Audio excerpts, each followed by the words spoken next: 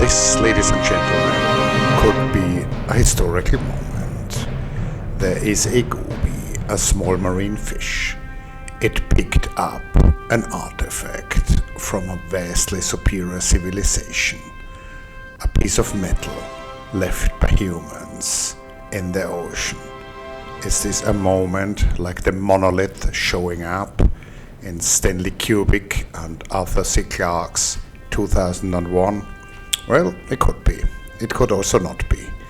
One thing is, our oceans, or really, they're not our oceans. They're the oceans of planet Earth. They're full of stuff which people made. And sometimes small fish find this stuff just as useful as we did. Or maybe even more so. Imagine putting a piece of metal in your goby burrow. What a technological step forward. Well, let's look at other interesting things which little gobies do.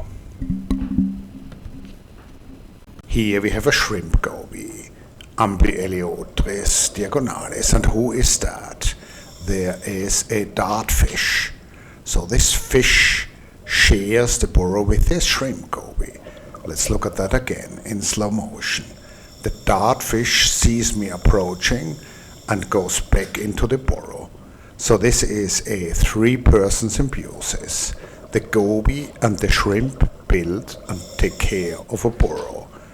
And the dartfish, even though it's very pretty with its metallic blue coloration, is really just a squatter. I don't believe it adds anything to the success of this burrow-based symbiosis.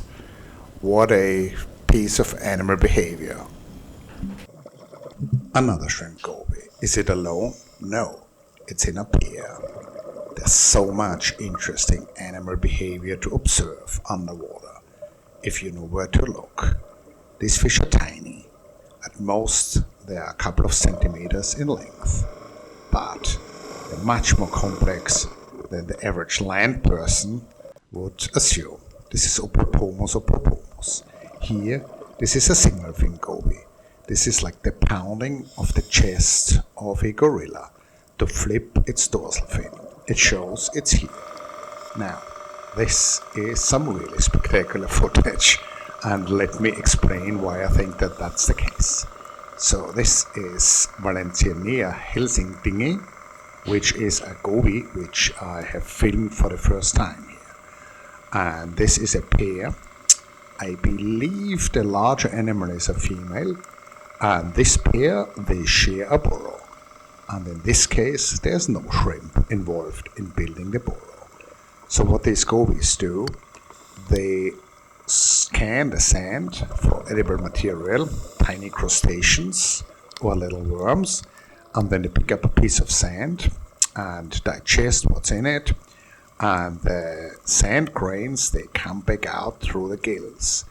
And this kind of digging through the sand also probably made it easier for them to evolve towards building these nice useful burrows.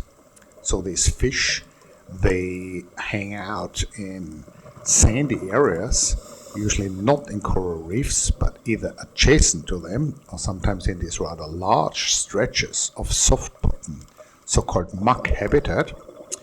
And there is Valenciennea puellaris, which is a related species, and these guys do the same thing. And you can also see how the two mates which inhabit one burrow interact nicely. So very often they are on the watch out, looking in different directions to essentially cover the whole sandy plain and make sure they're not missing an approaching predatory fish. So this is the same species, the same genus as before, different species, but very similar behavior. And here you can see one of the two burrow mates coming out of their home and excavating it. So this wet sand here is in a sense quite stable, but nevertheless these burrows would eventually essentially collapse once in a while, and then they constantly have to be on maintenance and dig them out to make sure they remain home burrows. I'm not 100% sure that this is also where these would lay their eggs.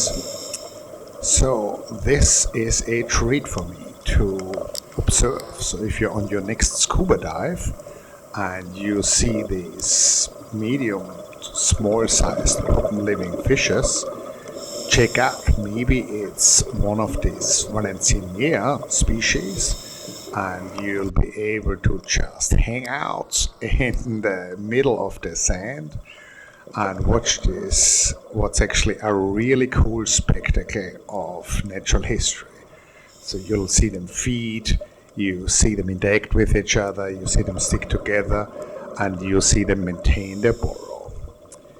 There is just such a wealth of intelligent behavior of fishes with brains which would only be a couple of cubic millimeters.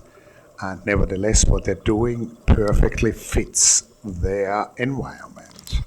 Now, there is another species here, and that's Valenciennea sexgutata.